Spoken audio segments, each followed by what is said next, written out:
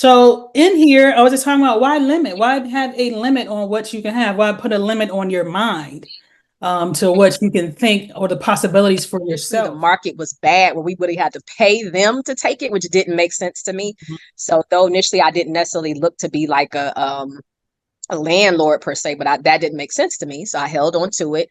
Mhm. And then, like I said, we did decent, but we made a pretty decent profit as we when we went ahead and released it. So just kind of paying attention to the seasons.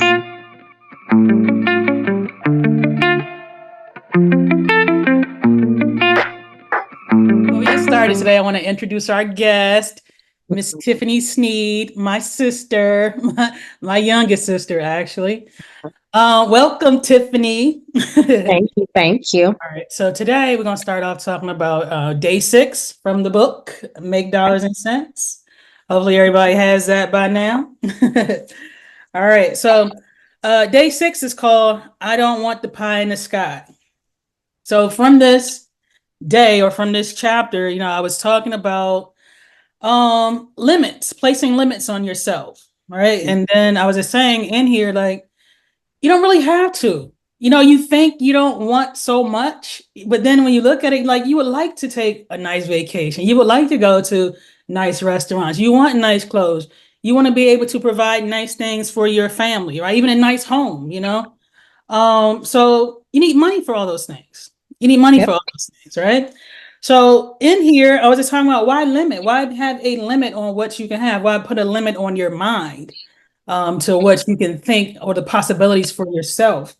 So we're just gonna get into that, talking about it here in this. I'm just looking at some of the notes I read. We don't really read the chapter to people. Okay.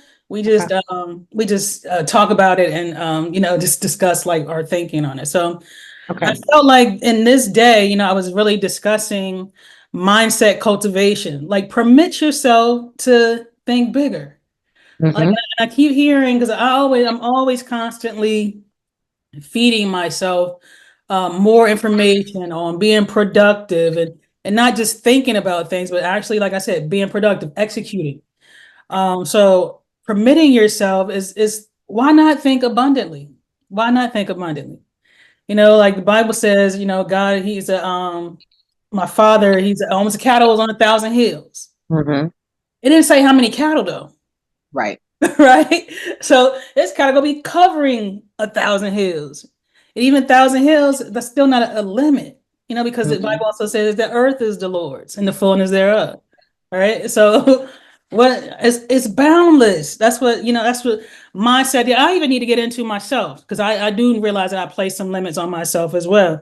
But I'm writing about it and hopefully we all can go and grow together. Tiffany, Yep. did you have something you wanted to go ahead and add? I agree with what you said as well, because even how it's saying that he wants to do like exceedingly and abundantly, even above all we could ask or think. And I feel like sometimes, like you hit on the head, is that our mindset is limited, because of just so I guess societal norms. And we think that there's only so much we can get because sometimes we'll think that's based upon our job, our education, our gender, our race. So even with that, we put those limits on our own selves, but realizing because there's no limits in God that we really don't have to have limits because we're just kind of journeying through this place. So we're not tied into the philosophies and the practices of this world per Right. se. And so I think that's what it, like you said, taking the limits off of our mindset because he wants to do bigger. But we, like you said as well, we have to be exposed to more.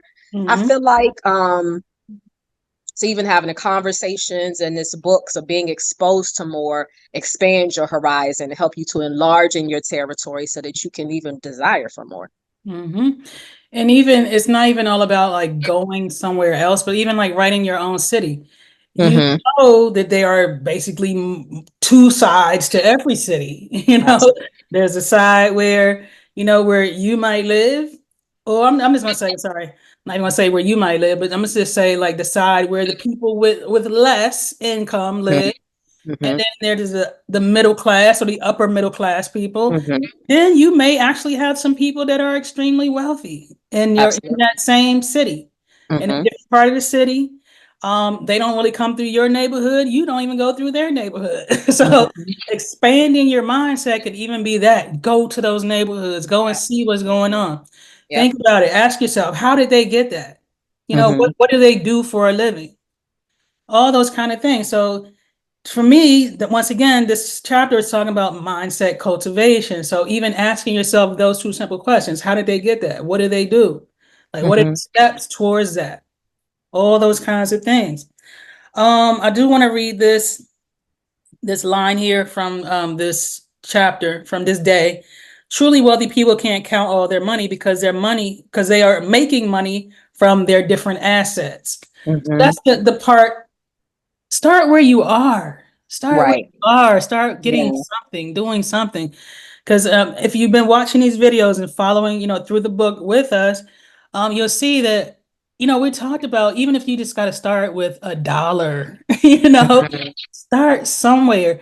I have an account, a small account that I'm willing to show to people that where I put in $1 into four different stocks. Okay, the VTI, the QQQ, I think is one of them, and then Tesla and I think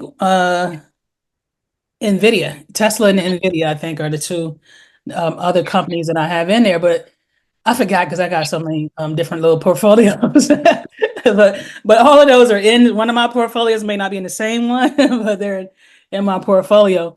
But like I said, in that account, because I just did it with $1 in each one of those, so basically $4 a month, just so I could show people, just for that effect only, to be able to show people you can start from anywhere. Most of us have Absolutely. Cash App. You can set that up. Hmm. Even Yep. if you, I don't think they let you do $1 a month on auto pay, but put it on your calendar to remind you every month. Go Hmm. and buy my stock, $1. Start somewhere, do something for yourself. And then as you watch that grow, you'll have the desire to want to do more. But Hmm. Tiffany, I wanted to ask you too, because you owned real estate. You had actually Hmm. an additional property. Can you Hmm. talk about any benefits that may have come from that? Um, the benefits in a particular season of that was it kept generating wealth. But like I said, a particular season because sometimes we had times if the renter didn't pay the mortgage, then that was definitely like a financial burden because we were really almost carrying like two mortgages, and that's definitely tough. But when people are paying like they need to, it's a benefit because we definitely set the amount of the rent higher than whatever the mortgage was. So you still have that little bit of Mhm. difference that you can add to your wealth. So that's a benefit. And even holding on to it was good because initially the market was bad where we really had to pay them to take it, which didn't make sense to me. So though initially I didn't necessarily look to be like a landlord per se, but that didn't make sense to me. So I held on to it. Mhm. Um, and then, like I said, we did decent, but we made a pretty decent profit when we went ahead and released it. So just kind of paying attention to the seasons, and what's going on in the neighborhood, because also if like the neighborhood was starting to go down. So like, okay, yeah, let's go ahead and release this. And I think we made a good decision. Like I said, we made some money throughout, and then definitely got money back more than what we put into it Right. initially. So it was Okay. worth it. All right, good stuff. So, important point from what Tiffany said. They put money, I'm sorry, they had the place, rented it out, rented out for above what they had to pay in their mortgage. So that was basically cash flow for them. Hmm. Okay. Hmm. And then once they sold the property, you still made money off of the property, right? Absolutely. Yep. So once again, that's an asset, not a Hmm. liability. Your assets pay you. You pay for them basically one time, and then Hmm. they create an income for you, some money for you. So with your money that you got from your equity from that property, Hmm. just go out and blow it and take expensive, lavish vacations and then buy it's fancy cars and what did you do? Can you tell us something that you may have done with that money?